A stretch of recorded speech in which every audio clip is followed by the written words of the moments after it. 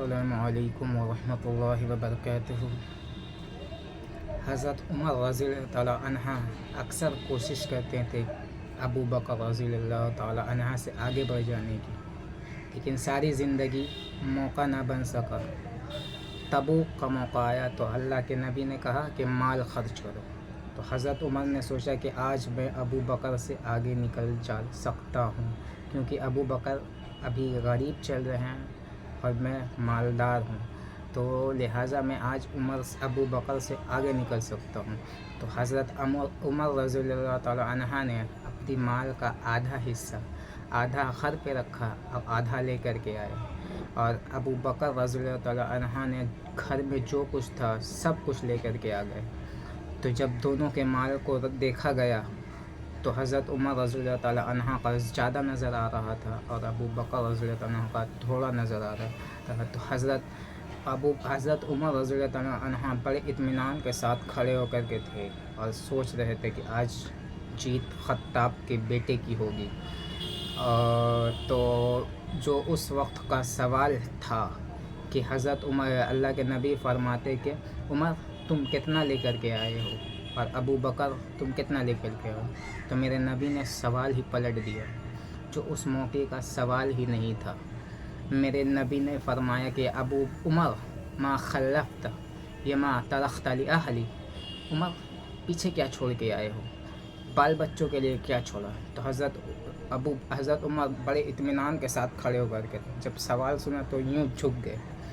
तो फरमाया कि हुजूर आधा छोड़ा है आधा लाया हूँ। तो आपने अबू बकर की तरफ इशारा करके फरमाया कि अबू बकर तू कितना छोड़ के आया है, कितना लेकर के आया है। तो हज़रत अबू बकर रज़ियल्लाहु अन्हु ने फरमाया कि या रसूलल्लाह मैंने तो झाड़ू फेर दिया, मतलब मेरे पास जो कुछ था मैंने सब लेकर के आया हूँ और अपने बच्चों के लिए अल्लाह और उसके रसूल को छोड़ आया हूँ।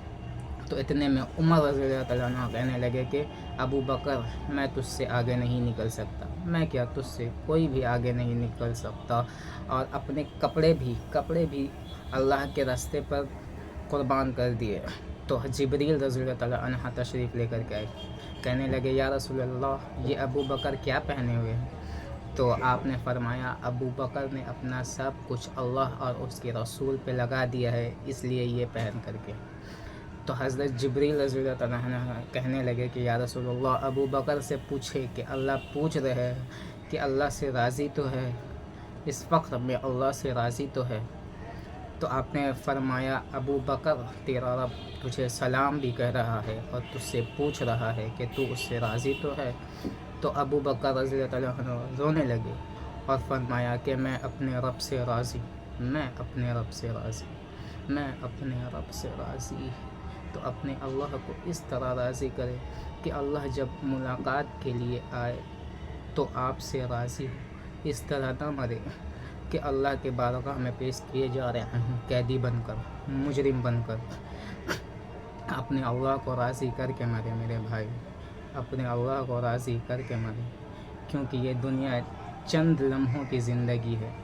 अभी सांस बंद होगी, आपकी हस्ती ख़त्म हो जाएगी, लोग आपको याद तक नहीं करेंगे।